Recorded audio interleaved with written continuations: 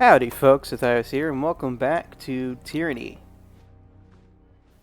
And last we left off, we were in the disfavored camp, and just kind of looking around and seeing what's around, seeing who we can talk to, seeing what's available. And so I've been kind of going through all these menus since I haven't Mrs. Don't know anything about Mrs. yet. Don't know anything about this yet. It's all spell creation. So, magic seems different from what I am used to.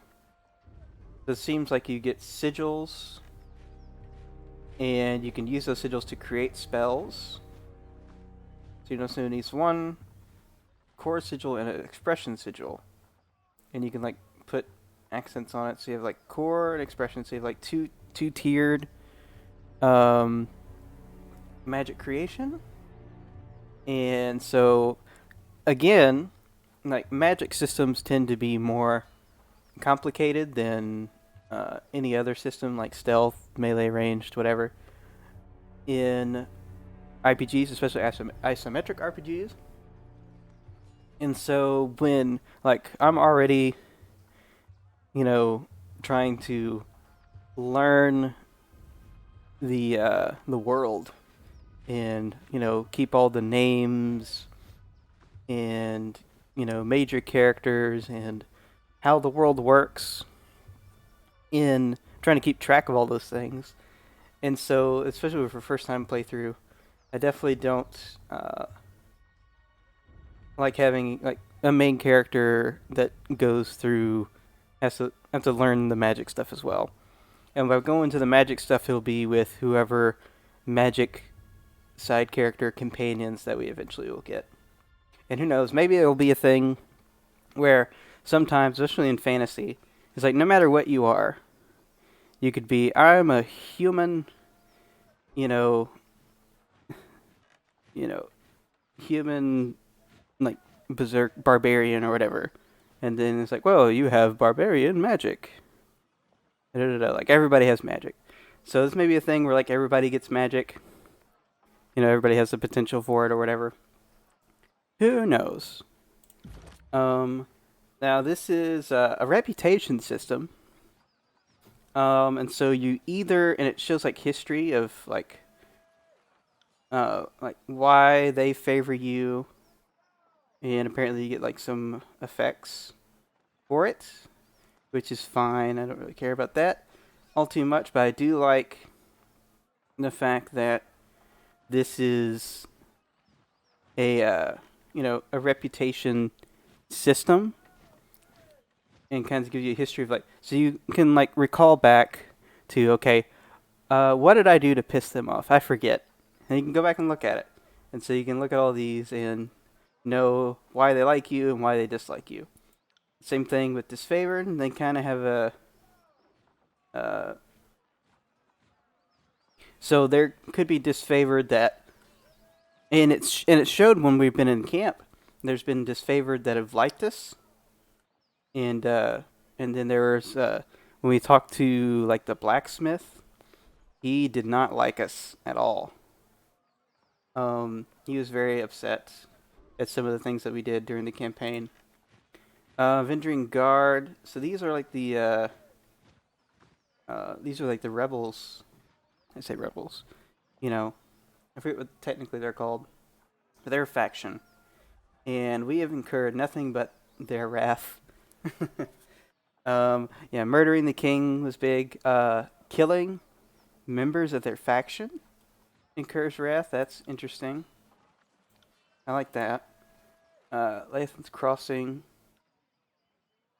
These play words in action. So we didn't had too much interaction with them. Of major, I don't know, reputations. There's some. It's showing some like major strength, minor strength. I'm not sure what those refer to. Like maybe you have a max that you can use until you get to a certain point. Let's say very major. Yeah, very major. Interesting. And then it's with companions as well. So they have, so there's favor and wrath with factions, loyalty and fear with companions, and even, okay, there's favor and wrath with specific characters, and these are major characters. And this is Archon's, the leader of the disfavored and leader of the Scarlet Chorus. So yeah, that's fun. Quest is pretty standard. I do like, having days, hours, and times for even the small stuff. And I'm sure, I think they don't have the, yeah, they have, there's a lot of stuff. A lot of, just lots, notes. You can create notes. That's something that's not everywhere now. Like, they've gotten rid of this in a lot of things. And I may utilize this, but I'm so out of practice with these that I've kind of like stopped taking notes on the game itself and kind of just like either refer back to quests and any other systems that they'll have. Like sometimes I have like dialogue things in games, and so it's like I used to use these a lot, just to like write down random stuff. It's like, remember to go back and talk to this guy, especially when in older games when things like you could screw things up if you forgot, if you didn't go back to a game in time. The talents tree. I'm assuming we can go into like any of these at any point. It seems pretty free range in terms of like what you're allowed to do, but it's probably a good idea to specialize in something. And so I probably want to. I'm really looking at agility. I'm liking agility a lot. I'm liking the dual wielding, and I may get into range somewhat. But I know it's like I technically picked bow as like a major skill, and it's still gonna be like once. If I can hang back and shoot, I will. But right now we're a small party, and so I'll shoot arrows until they get up close, and then I'm gonna switch to my I think it's like a sword and dagger. Yeah, it's like a short sword and dagger. So we got bronze, and so I don't know. We got some weird things. She's also got a bow, and I'm trying to think of what do we have. She has duelist and skirmisher, and I'm thinking for now, like we can't both be bows right now. So our primary set is these. These are just, she's got named weapons, because of course she does. Red Rivers and Gutseeker. Those are pretty good names for those. All right, and figured out what these are. So copper, bronze, and iron. Very I want to say like the game gets me a lot of Bronze Age type uh feels to it. So like I got it. ancient Greece into like Roman times with the way everything looks and feels in armor. And so, but enough of all that. We've been talking way too long. We can speak with Verse. Let's see what Verse has to say, if anything at all. All right. Not. We're gonna have to do a lot of talking today, as per usual. So I apologize. All right. Verse. Couldn't help but notice how you were eyeballing the disfavored symbol littered about camp. I mean, it's kind of everywhere. And I think there was a thing that I saw probably when like observing and looking at them, and the fact that the disfavored like logo, like always has it's like defaced, and that's like purposeful. Alright, so it's hardly a symbol, just a scroll. That's true, but it used to be the pride of Graven Ash's Legion before Kairos made them deface it. So Kairos made him do it. Interesting. Okay. So why did he make him do that? So word has it that Ash had been under more scrutiny than the other Archons. Scrutiny, excuse me. Seeing as he took a stand against Kairos in the past. So before he bent the knee to Kairos, Graven Ash rallied his legions against the Overlord's authority. Prowess on the battlefield ingratiated him to the Archons, who welcomed him into their ranks in exchange for his obedience. Okay, so even though he bent the knee in the end, that doesn't place him above suspicion. Kairos and the other Archons keep him on a tight leash. Ash's troops impressed the growing empire, but Kairos made them sacrifice everything. They were up to the point Ash surrendered. They've been disfavored ever since in fighting to earn back their honor. I guess that's why you don't cross the Overlord. Kairos holds a grudge with a mean, jealous streak. Alright, do we have other questions? Go on then. What do you need? Thank you. So we can ask her to duel. We can ask about. Just tell me about yourself. This is a job interview, apparently. If you insist. I'm a Scarlet Fury. That should raise some flags for you. It means that I'm good at killing, and more importantly, that I enjoy it. Okay. What I won't enjoy are the pleasures of funerary rites packed with weeping mourners. Someday I'll fall in battle, and then they'll roll me into a mass grave or heap me atop a shit-stained wagon. One more anonymous, knife-riddled piece of meat. Well, that's what you think. Until then, I plan to take whatever I can from life and have a little fun along the way. Alright. How did you get conscripted? How did I? I think you have the wrong idea about me. The chorus didn't take me as a sopping maid. I strode into their camp and enlisted. Someone tossed me a dented blade. I lived through initiation, spent a week butchering my neighbors, and moved on with my new kid. I didn't waste time with goodbyes. My mother had long since died, and the rest of my family were louses. The girl I used to be, even she knew that she was worth more than any of them combined. Yeah, what's the significance of your feathers? Awfully chummy. So I guess you deserve a story. Okay. So he passed a loyalty check there. My mother kept a messenger bird, Witherbeak. He was an angry old bastard, spoiled from living the high life, squawked in my window every single night, pecked my fingers while I fed him only the fattest, juiciest mice. When I left the farm to join the Scarlet Chorus, I wrung that ungrateful little fucker like a dish rag, plucked his feathers, and gave his carcass to the mice. It felt like justice. She slides a crimson feather from her hair and spins it in her fingers. Okay. I also like how feathers catch the breeze. It helps me keep my balance, especially when I'm moving fast. She slips the feather among the others and smooths it back. Yeah, I guess enough questions about your past.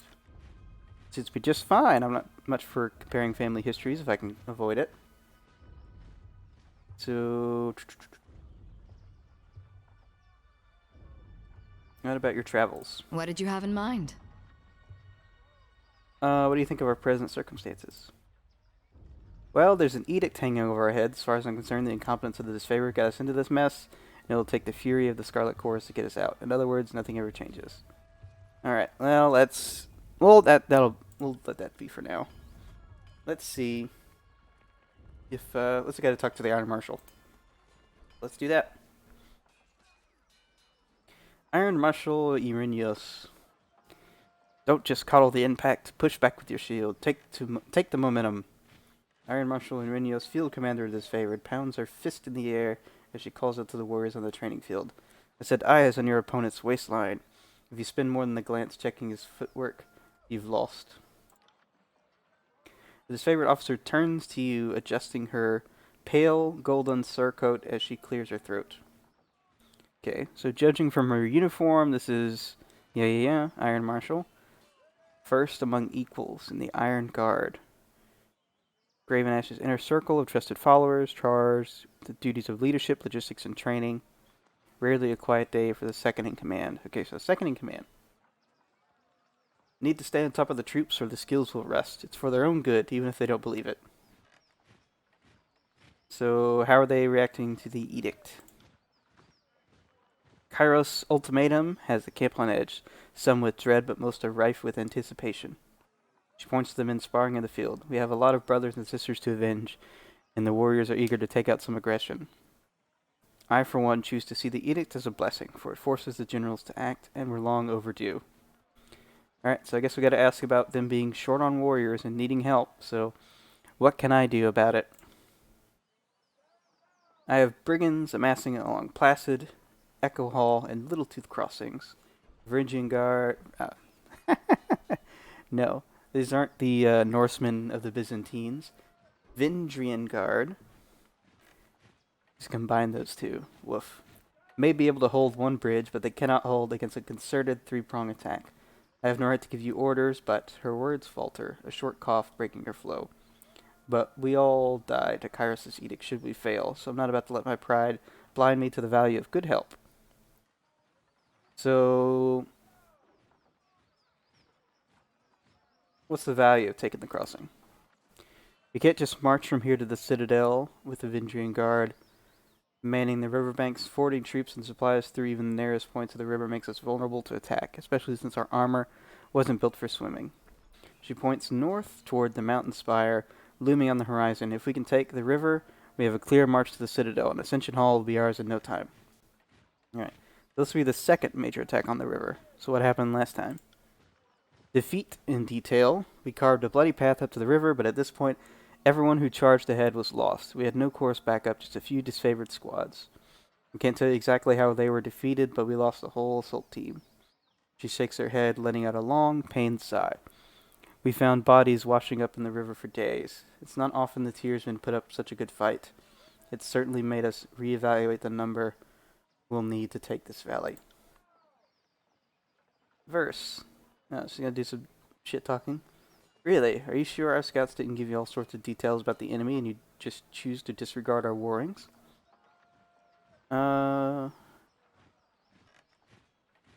We can pass out blame after the war. Only the oath breakers matter now. Quite right. Getting our emotions into the mix won't hasten this campaign. So y'all need my help. Trying to pour salt on my pride, we left Fort Resolution with 100 on 100. And there have been no reinforcements or reserves. I keep throwing warriors back into battle before they're properly rested. So yes, I need to rely on all our allies, especially since most of our allies are conscripted Tearsmen, worse than useless. If the disfavored didn't take every opportunity to insult the Scarlet Chorus, perhaps you'd find our help more forthcoming. Oh, verse. This is going to take any chance to shit talk. Shut your snout, filthy mongrel. I won't suffer childish japes in my camp. Alright. I'm not going to ask her to apologize. I'm just going to say she has a point. The disfavored constantly mock Scarlet Chorus. The disfavored have history, pedigree, proper training, all the things these southern conscripts lack. We didn't train for decades to be peers and equals to these traitor Tearsmen. We've lived lives of dedication to Kairos, and the Chorus accepts any fickle coward too fearful to die by their convictions. What you're seeing here is disfavored bigotry at its finest. I'm somehow at fault because my country wasn't conquered before I was born. Forget that I chose Kairos. Forget that I chose the Scarlet Chorus. Forget that I chose to fight off rapists and killers to earn my place in the army, just for the disfavored to call me a worthless turncoat to my face. No one gave me a suit of armor that I could hide behind. No one issued me a sword and a measure of authority. I took everything that I have, and I fight every day to keep it. Fucking northern swine. Boy, oh boy. My frustration was aimed at those in the chorus who accept Kairos lightly. They recommended withdrawals at half pace. Like loyalty were some shifting breeze. So I don't think that we have a little bit of a decision here in terms of Zethios. So based on everything that I've chosen for him background-wise, it doesn't seem to me that he doesn't see me as a greedy individual. He's perhaps a bit selfish and arrogant, and depending on the situation, we'll see how much and if that gets him in any trouble. But like stuff that's like, what's my help worth to you and things like that, it seems a bit less like what he would, something that he wouldn't do. He wouldn't assist someone for like monetary gain. It has to be something deeper than that, and in this case, it's the fact that if he doesn't help, then they're not going to take the crossing, and then if they don't take the crossing, then they can't advance the siege or whatever, and take out the, Vindrian Guard. Can't take them out, and then Kairos' edict will run out, and everyone in the valley will die. So that's why we're just going to assist. Alright, then our plan just might work. So the armor lifts her gauntlet close to her face, shifting her eyes from you to the metal articulations. We are loath to work with those who do not share our training and our values, but we know that Tunon the Adjudicator selects only those most capable minds for his court, and I trust you will honor us all on the field. I'm going to say Antio. Antio will be leading the charge at Echo Crossing. Assisting you will be Barrack of the Stone Shields. She points to a heavily armored soldier standing sentry at the edge of the training field. For you ask, no, the Forge-bound weren't sloshed on Dappleseed when they fitted his armor. He survived the full force of the Edict of Storms, and his armor doesn't exactly come off. Tactically, it's quite brilliant, but otherwise, it's something of a curse. Tapping her helmet twice, Renio signals to the hulking presence. Barrack, come meet the Fatebinder. Interesting. So, Barrack, it seems, got hit by a bunch of lightning, and that fused all his armor together, so he can't take it off. So man, oh man, must he stink. The soldier that steps up to you better resembles an amalgamation of rusted blades and mismatched pieces of armor fused into a vaguely human shape. He reeks of sweat, feces, and whatever oil treatment keeps him flexible. Yeah, I just said that. I could have just read what was here. So yeah, he does stink. Fatebinder, the Iron Marshal has tasked me with keeping you alive, and I have no intention of disappointing her. That should be enough assurance for anyone. Yeah. I don't know why I was thinking that he was done. We're just gonna nod. Barrack returns your nod, silent save for the creaking articulations in his alloyed carapace. Barrack, is that you under there? I had no idea you were in Vendrian's well. Fatebinder, do you know this walking anchor? Do you guys know each other? No. Oh, that is to say, yes. I'm already as familiar with this ironclad halfwit as I care to be. Okay, she regards Barrack with a mixed look. We don't have time to trade jabs today, Verse. After the siege, you can throw as many tantrums as you please. I suggest that we remain focused on the mission. Oh, No offense to the mission, but seeing you looking like a garbage heap and reeking of a mass grave is more amusing by far.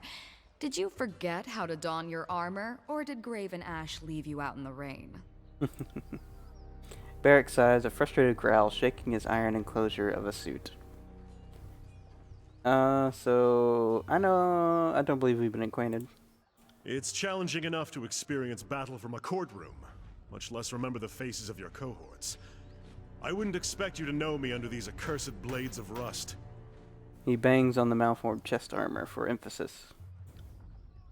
The Fatebinder will be joining us for the push across the river. I figured an extra hand might help, and more importantly, if my worries come true and the chorus tries to impede the mission, we will have an observer from the court on our side. Better to work with the Honorable Binder than some chorus children. He nods to you, his armor creaking as he bends his neck. So he's in the liking us camp. We didn't do anything that he disagreed with in the wrath category, I'm assuming. Alright, I asked that Barrick accompany you there to arbitrate the cooperation between his company and the Scarlet Chorus. If you rule better now than you did the last time you were in Apex, we should get along well enough. My conscience won't let me forget the poisoned soldiers whose deaths went unavenged. Oh, here we go. Oh yeah, so yeah, he's not upset. He's upset about what decision we made during the conquest. So Baron stands at stiff attention, whether his normal posture or the result of his inflamed temper is impossible to tell. Alright, Barrick, you've been without a cohort since the last battle of Stalwart. It's time we gave you the task more worthy than hauling wagons and leading training drills. She plants her hands on her hips and speaks in clipped official terms.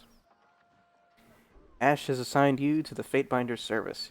You're to assume this task is ongoing until we find a more permanent spot for you, which could very well mean the swiftly approaching end of this war, or when the Fatebinder dismisses you. Is that understood? Barrick regards the Iron Marshal in oppressive silence.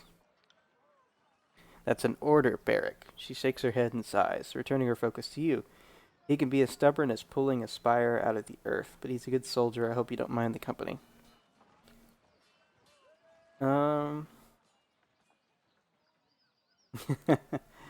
That's definitely what's happening. So yeah, we're definitely not getting off on the right foot.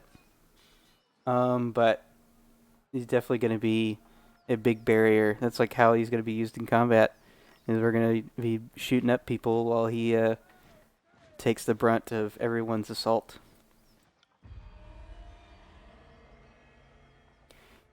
Alright, she regards you with a perplexed frown. Barrick is indeed here for your protection, but don't find him suitable. If you don't find him suitable for duty, you are free to discharge him from service. Alright, so he's here. I'd have it no other way. And he's got, what is he doing, sword and board? Yeah. Sword and board. Let's have a look at you. So he got a disfavored iron sword, disfavored shield.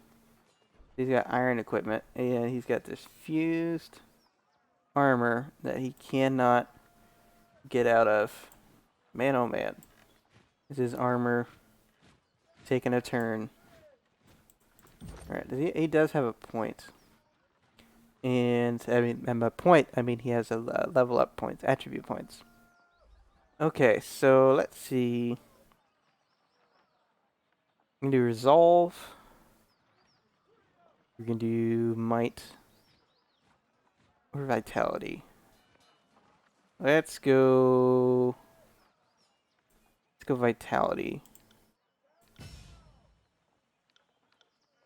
Alright, we already upped everybody else, looks like. Alrighty. He might have something to do here. He does have a point. Alright, so yeah, no points for them, but he does have a point. So fierce demeanor. Intimidating force. Have their resolve reduced. Gain a chance to attack enemies as they engage. Increases one-handed and two-handed melee damage. I like the engagement. Let's go engagement. Out of those three. I'm assuming it's only like you get... I don't know. I don't know how it works yet. We'll see. We're a little low on, just everything. Yes. Alright, so we got everybody picked up. We've kind of been through everywhere in camp. Kind of just want to get out of camp and see where we can go. We have 8 days till the edict happens. Alright, let's gather our party. Alright, so we can go to the Scarlet Chorus camp. We have Northern Clearing, which rocky terrain, disfavored earth shakers reportedly travel to this location and may still be present. So we haven't had anything immediate tell us to go this way. And Echo Crossing is like the main thing that we need to go to. But we might as well stop by the Scarlet Chorus camp because it's on the way. And we haven't been there before. So we might as well. Path is blocked. Ooh, we get random encounters. Or maybe this was an encounter that was supposed to happen. This looks like it was supposed to happen. That's far enough, Fatebinder. Oh no. Ebb. Alright, a woman's voice booms from atop a nearby outcropping, flashes of aquamarine body paint. Okay, so what do we know about this body paint? Body paint. Braided adornments and stylized staff mark this woman as a tidecaster. Southern mage schools that we encountered in the campaign, in the conquest. So, the School of Tides, powerful sect of mages, mastery over water, command of the moon's light. The majority of the elders of the school fled in 426. Alright. Outfit is festooned in braids and knots of sailor's line, flanked on either side by warriors dressed in Varangian guard regalia. The woman leans over elaborate braided staff, pulsing with arcane energy. Swath of blue fabric rests draped over her arm.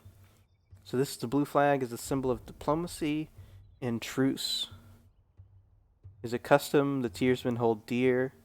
To harm another person on the auspices of a blue flag is a grave offense in both the Tears and in Kyrus' empire, customarily punishable by death. Alright, so she's waving the white flag. Not of surrender, but of truce. Of hey, let's talk. Tunon sends us the Queenslayer. The old judge has a sense of humor, I'll give him that. Yeah, so everybody knows what we did with the Queen. Did the voices of Neurot send you to gather my head and complete his collection? If so, we'll have to save our tussle for another time. Today I have business. Vengeance can wait. Okay, so gather my head and complete his collection. What is that? So we recognize this woman as Tidecaster Ebb, who we met along with the other Tidecasters in 429 during the first campaign of Vendrian's Wall. Meeting under a blue flag, you spoke primarily with the elders of the School of Tides to negotiate their surrender to Kairos. Several of their masters were moved by your words and surrendered, but many left the meeting unwilling to bend. Ed was among them. Alright, so we talked them into surrendering. In accordance with ancient customs north and south, I offer and request a delay of blade. Delay of blade. There are matters we must discuss without fear of reprisal. Alright, so she bows deeply, lowering her head in a practiced display of etiquette. The warriors by her remain in a steady, ready stance, their nerves clearly on edge. Okay. You have me at a disadvantage. We know who she is. You would detain a Fatebinder of the Archon of Justice unwise. Zethios is going to be saying this. Out of all these, we don't have her at a disadvantage because we know who she is. We recognize her based on conquest decision stuff. He's not big on etiquette because he was in a small town as a baby, and then he was raised by beastmen and the matriarch of the beastmen, and only recently has come across the which I still don't know how beastmen work, but I'm assuming that they don't practice etiquette. And he's a bit of an arrogant ass, and so he's gonna talk shit. So you would detain a Fatebinder of the Archon of Justice? Unwise. As unwise as setting foot on our lands with dreams of conquest. If you're afraid of a few words, go ahead and run. Idiots and very young children are often afraid of me, so I understand if you need to retreat and soil yourself in private. She knows how to talk shit too. Alright, we'll just glare. I am Ebb of the School of Tides, and today I speak on behalf of the Vendrian Guard. Uh-huh. I advise caution, Fatebinder. Only thing more dangerous than a tearsman is an educated one. Oh, Barrack, you are ridiculous. Metal articulations groan as he tries to subtly move his hand towards his blade. Alright. So, yeah, we'll just say we know about the blue flag. There's a blue flag, I expect you will honor it. As is our custom, we are ready to kill to defend our lands, but we kill only in fair battle. We don't slay our prisoners. We know this isn't Kairos' way, but we must have hope. Okay. A few of my kin have gone missing, and though they may have perished, I have to inquire on the off chance they still live. If Captain Tarkus Deimos still lives, we would negotiate for his release.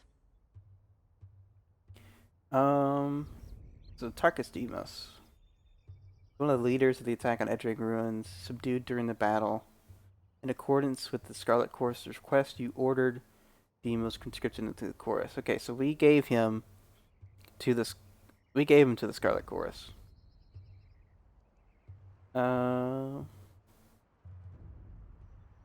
We would negotiate for his release. You want to negotiate with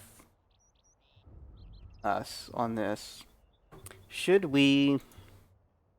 Does Zethios have the authority to negotiate with Oathbreakers? I don't know if there's anything in the law. I mean, we've talked and negotiated their, like, surrenders. And then people, got conscripted into the chorus, and the other people left. Like these guys, like she did, and these guys, they left. And technically didn't surrender, but didn't keep fighting as well. So we have talked. So I'm gonna say, assuming he's our prisoner, what do you offer in exchange? So we have authority to talk to them as I'm thinking about it, because we've done it before. We would offer you 5 choirmen that got lost on patrol. They're healthy, got other limbs too. Choirmen. Scarlet Chorus, I'm assuming what she means by choirmen. I would not have us barter with Oathbreakers. Certainly not for anything less than disfavored lives. You say there's something worth less than a disfavored life. Call me intrigued. So we can say he's with the chorus. I don't mind saying that. Then if we see him again, it will have to be as enemies. Yeah, so we just... If I may make one more inquiry. What of Palox Tyrell? Did he survive? Palox Tyrell. Alright. Rarely have the luxury of matching names with the Tearsmen that we've encountered. The Vendrian Guard warrior that took Drastics hostage at Edgeridge. So yeah, we killed that guy. Alright, so yeah, he's dead. She nods slowly, saying nothing for a long moment. My apologies, Fatebinder. I had a terrible feeling this errand was in vain from the start. I had no expectations that our friends could be saved, as I'm sure the time for swapping prisoners is long gone. But at least I know of what became of them. That'll have to be enough. Do we have any questions for her? We're not gonna be etiquette. Not gonna be etiquette. We don't really have any questions for her. Like, at all. Like, none that she's gonna answer. So, just, again, more, like, intimidation shit talk. So, we're through. Leave while you still can. Then I will take no more of your time. Apologies. We will depart at once. So, she bows curtly, never letting her eyes leave yours, but for her turning to leave, a moment later, the bodyguards turn to follow. Whew. It's a lot. Big talky episode. On it. Alright, so I'm guessing this is all... I got something here. Hello. Just some shrooms. Grasslands of the Tears stretch far throughout the land, much that remains uninhabited and unclaimed by any faction. Sorry about that. Quick camera movement. Alright, let's Yeah, head out of here. What's that here? The weird symbol or something down here. It looks Sorry, weird. I can't. Is it just like a pool? Yeah, it's just like a pool and a bunch of deer. Hello, deer. You make the faintest outline of a soldier's arm at the bottom of this pond. A victim of a previous Can't do battle in the area. Okay. There's some flavor. Alright. We're gonna go to the Scarlet Chorus camp. And hopefully we're not interrupted, and hopefully we can check out what the Scarlet Chorus camp is like next time. So, oh, that makes the map bigger. I am so sorry for that. Next time. So, till next time, this has been Zethios, signing out for now. Bye, folks.